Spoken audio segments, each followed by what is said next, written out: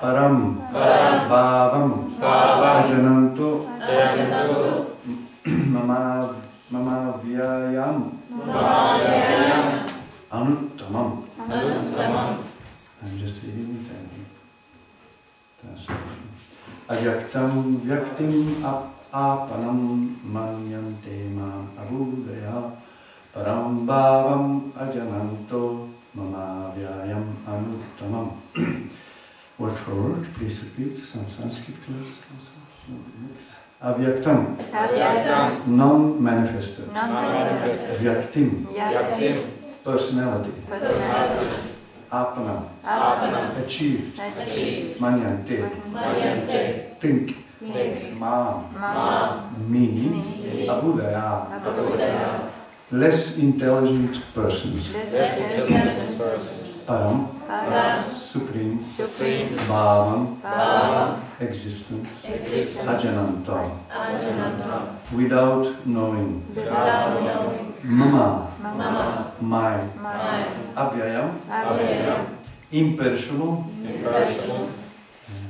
Anuttama, the finest. Translation: purport, His Divine Grace, A.C. Bhaktivedanta Swami Srila. Unintelligent men who do not know me perfectly, they think that I, the Supreme Personality of Godhead, Krishna, was impersonal before and have now assumed this personality. Due to their small knowledge, they do not know my higher nature, which is imperishable and supreme, proper. Maybe we can repeat that together. It's quite in detailed verse. You have to concentrate a little bit to catch all the small points. Please repeat. Unintelligent men who do not know me perfectly think that I, the Supreme Personality of Godhead, Krishna, was impersonal before and have now assumed this personality.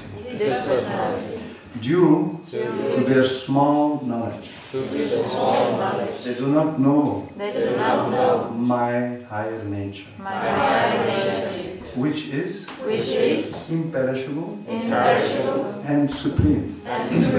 Proper. Those who are worshippers of demigods have been described as less intelligent persons. Sorry. And here the impersonalists are similarly also described as less intelligent. Lord Krishna in his personal form is here speaking before Arjuna, and still, due to ignorance, impersonalists argue that the Supreme Lord ultimately has no form.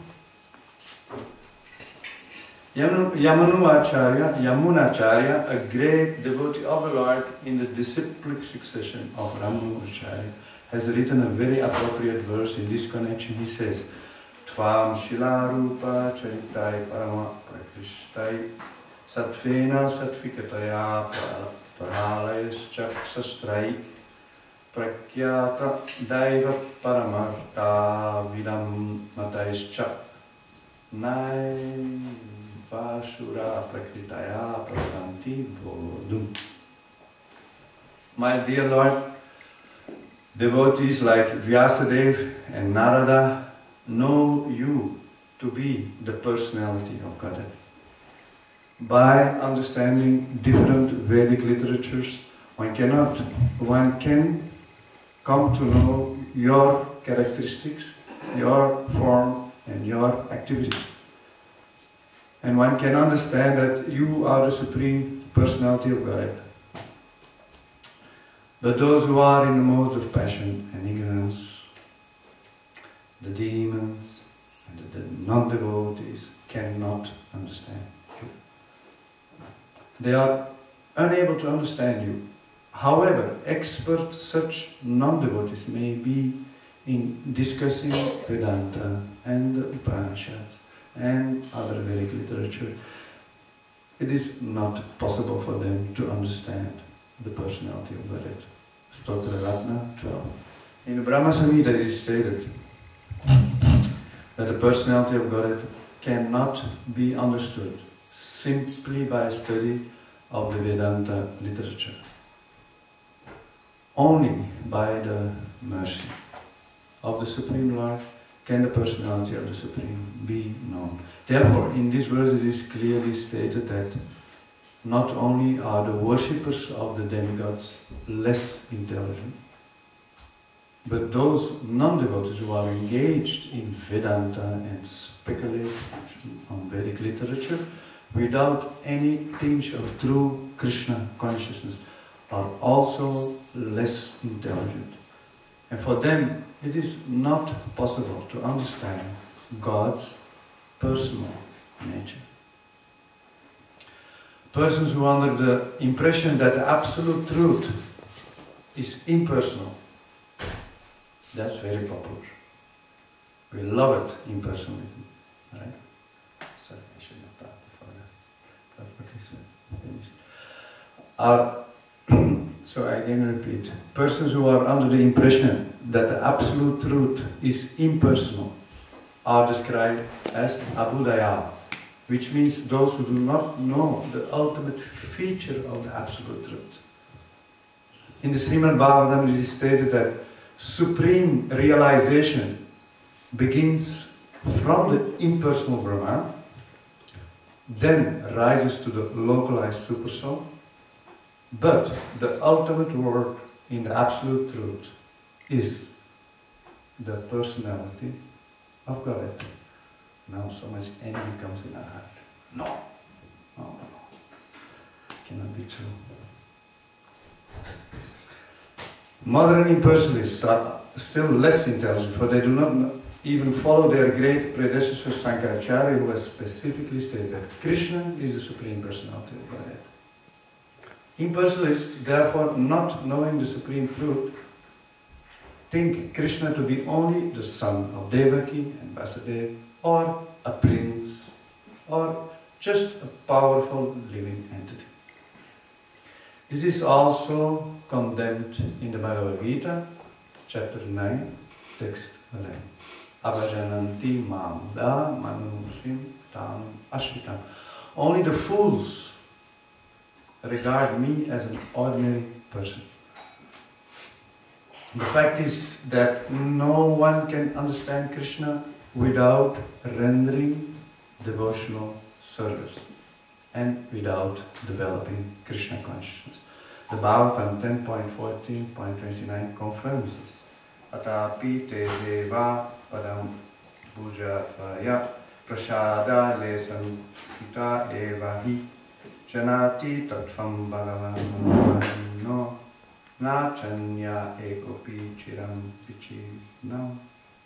My Lord, if one is favored by even a slight trace of the mercy of your lotus feet, he can understand the greatness of your personality.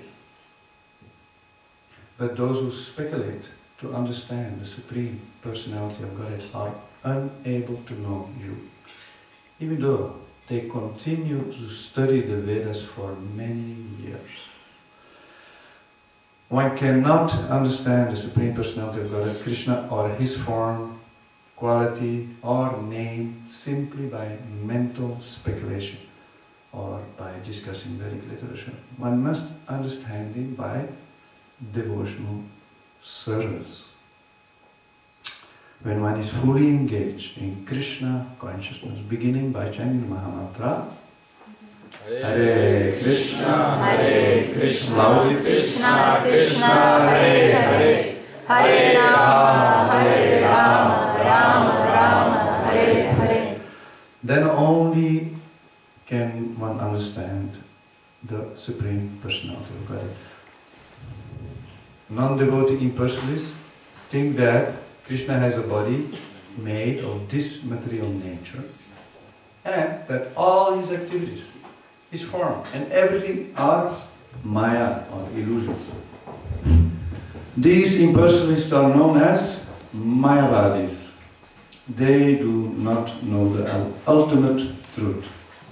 The 20th verse clearly states, Kamais tais tair rit kiranai prapadayante nyadevata. Now it's explained why.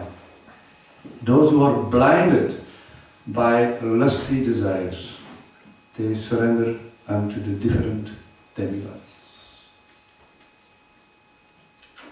It is accepted that besides the Supreme Personality of God, there are demigods who have their different planets. And the Lord also has a planet.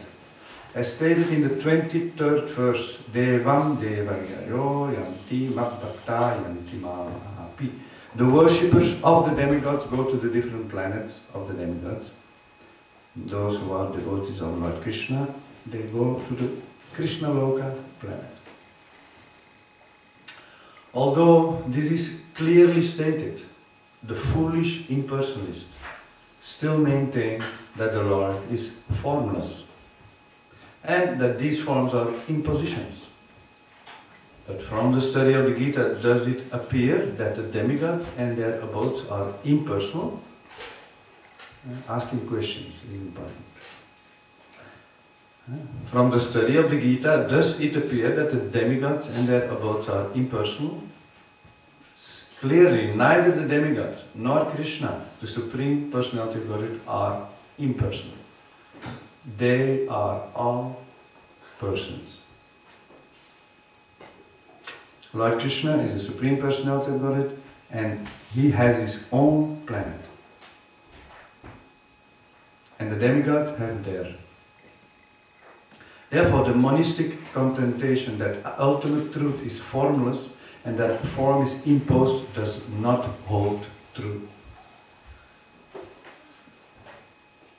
It is clearly stated here that it is not imposed. From the Bhagavad Gita we can clearly understand that the forms of the demigods and the form of the Supreme Lord are simultaneously existing, but that Lord Krishna is Satchitananda, eternal, blissful knowledge. The Vedas also confirm that the Supreme Absolute Truth is Anandamaya Vyasat, or by nature, full of blissful pleasure, and that he is the reservoir of unlimited auspicious qualities. That he is the reservoir of unlimited auspicious qualities. And in the Gita the Lord says that although he is Aja, unborn, he still appears. That is strange language, there's contradictions here. These are the facts that we should understand from the Bhagavad Gita. We cannot understand how the Supreme Personality of Godhead can be, we cannot understand how the Supreme Personality of Godhead can be impersonal. The imposition that theory of the impersonalist monist is false, as far as the statements of the Bhagavad Gita are concerned. It is clear here that the Supreme Absolute Truth, Lord Krishna, has both form and personality. How do you like these points? Huh? Beautiful? Yes? Oh, sexual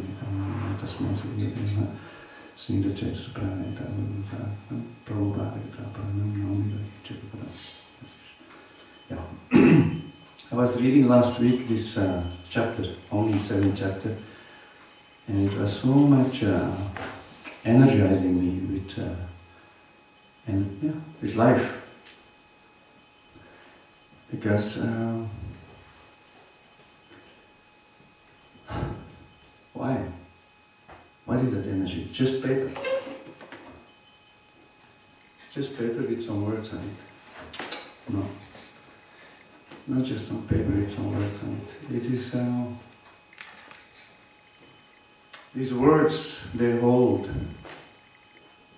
a very powerful potency, I can say, due to the writer, the one who has put down the words.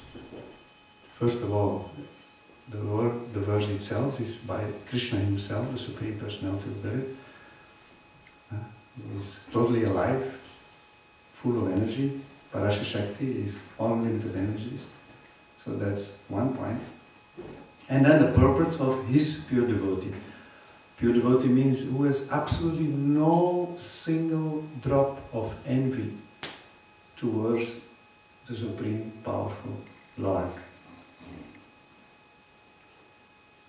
So, because then you get energy.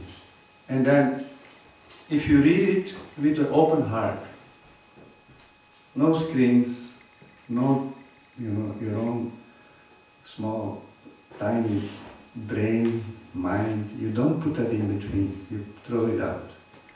You just let it sink in, every single word. And then you get energy, you get happiness, you get a sense of eternity. I never die. I don't have to die. No?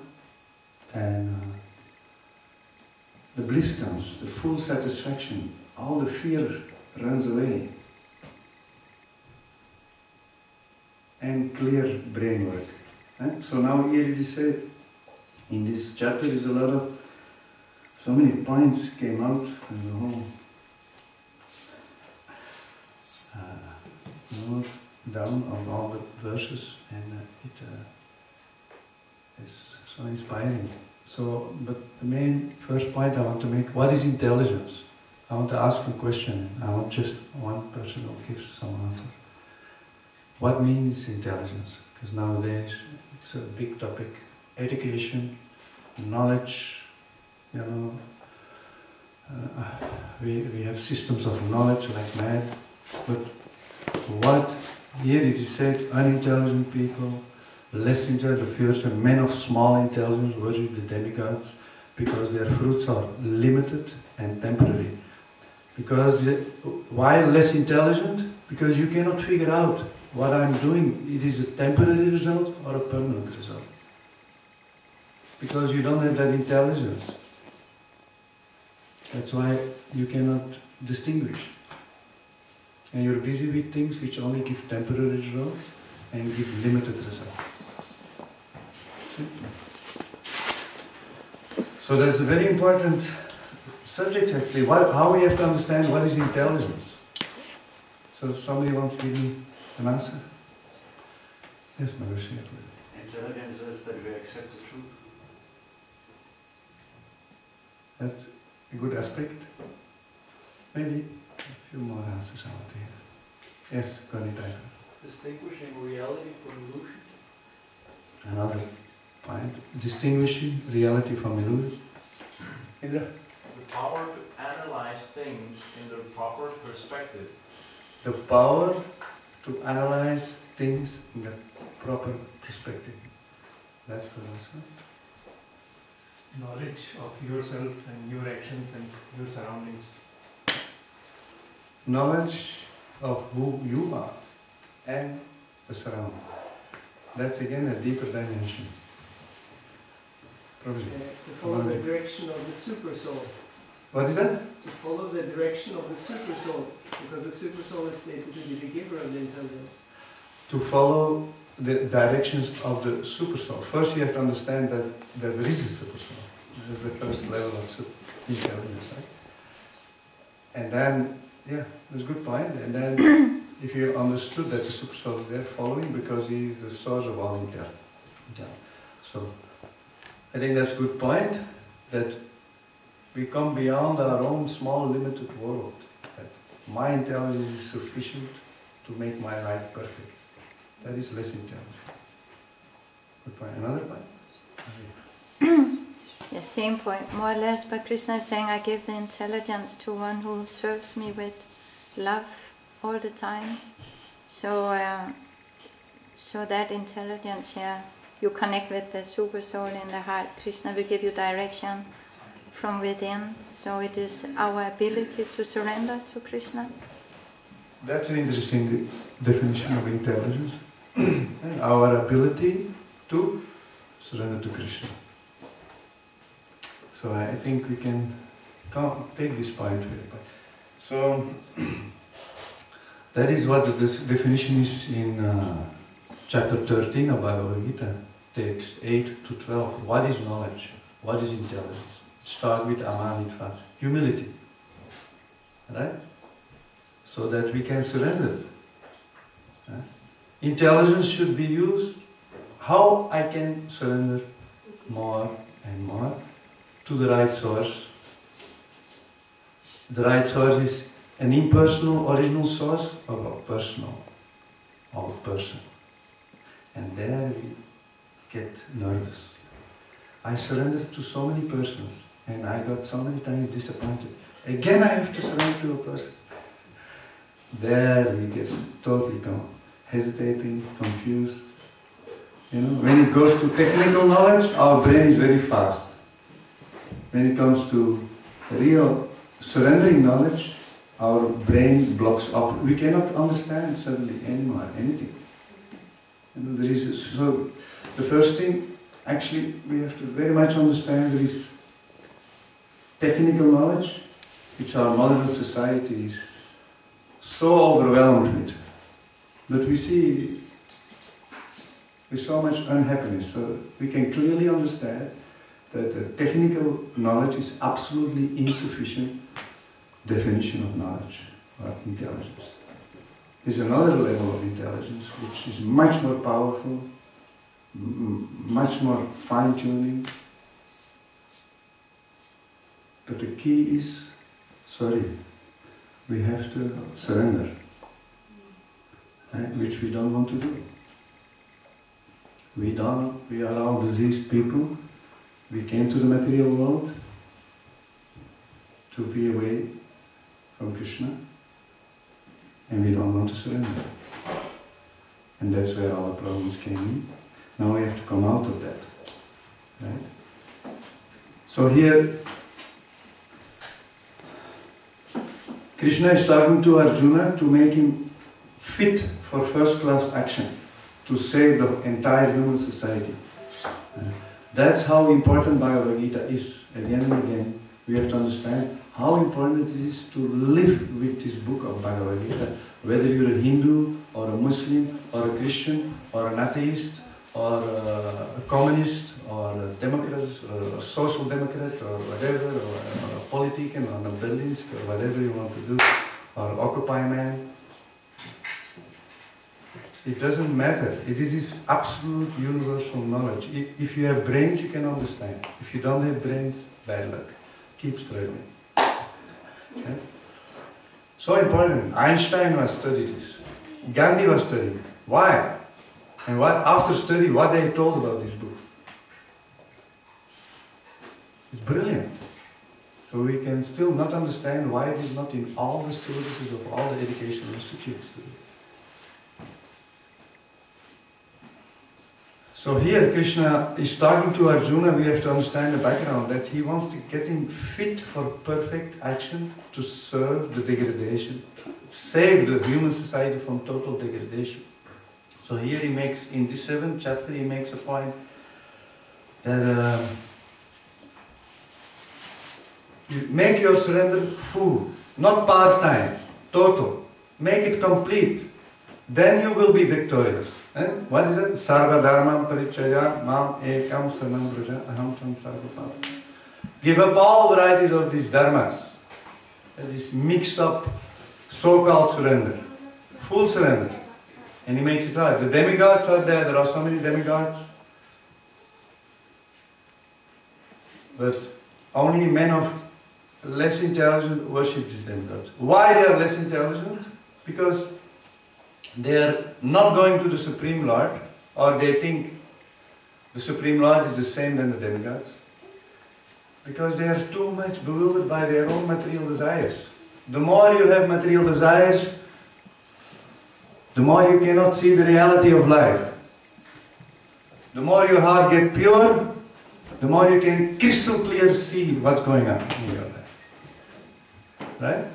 That comes from total surrender to the Lord. So now Krishna wants Arjuna to be, he is now in a position of a powerful influence on human society. So if you can convince such a man to take proper action, you can fastly speed up the revival of pure human civilization. And the only knowledge which can do that is this Bhagavad Gita. It is too much brilliant knowledge. So all of us, if you want to make every single individual in this room, if you want to make our life really successful, we have to live with this Bhagavad Gita like anything. We have to work with it, we digest it. How many of us has studied Bhagavad Gita, this Bhagavad Gita, one time, the whole Bhagavad Gita? Raise your hand. 1, 2, 3, 4, 5, 6, 7, 8, 9. How many did one time? How many 2 times? How many 3 times? How many times? 4 times? So, this knowledge is given to us free, and it's so pure, but we have to do the effort to go into it with our brains. Otherwise we get stuck in so many sentimental ideas, we get carried away by this idea, and then again the next time another issue comes and we carried away by this idea. Why? We have no scrutinizing capacity to work with all the aspects which is explained in the Bhagavad Gita. I think for myself it took 10 years before I could connect all the lines, what is there in the 18 chapters, how it is all interconnected, up and down, left and right. It takes time. It's not only an intellectual study, it has to be revealed. Remember? It is descending, ultimately it's a descending knowledge. It has to come to you because of your submissiveness. Why we cannot become more submissive to the Supreme Lord, to the spiritual master, to the devotees? It makes things so much more easy. Isn't it? But we have that disease. That's the next point. It's what Krishna requests from Arjuna is full surrender. 24-hour job, not part-time. Savai pumsa paro dharmo yato bhakti rakshare ahoitki apratyata yatna suprasidati. What is the highest blessing, duty of humanity at large? It's that by which loving devotional service unto the Supreme Personality of Godhead is woken up. It has to be ahoitiki apratyata. Absolutely no selfish motivation, and 24 hours, uninterrupted. No interrupted, motivated devotional service. No. Uninterrupted, unmotivated devotional service. Then what is the effect? Then yayatma suprasidati. You will feel full satisfaction. It's not a false promise. Krishna says in Bhagavad Gita, declare, O Arjuna, to the world, my surrendered devotee will never ever perish. He might go through some troubles and tests, but such a devotee smiles with it. He laughs with it. He takes it as good. An opportunity to again purify more my life of ignorance. We are born in ignorance. Om Ajnana Timirandasya. We are born in ignorance. We don't know how much we are in ignorance. I am this body. I am from Denmark. I am from Bengal. I am from Orissa. I am from Punjab. I am from Belgium. I am a man. I am a woman. I am old. I am young. This is all ignorance. And after a few years, it's not anymore there. Then who are you? These questions we cannot ask so easily. That is less intelligent. Now the answer on this is not coming immediately. It's coming step by step. Your intelligence will deepen and deepen. No need to be a PhD, a master degree. That all academic qualification has nothing to do with spiritual intelligence. It depends entirely on your total surrender or not. Whether you live in the temple or outside the temple, whether you're old or young, Krishna would love us to fully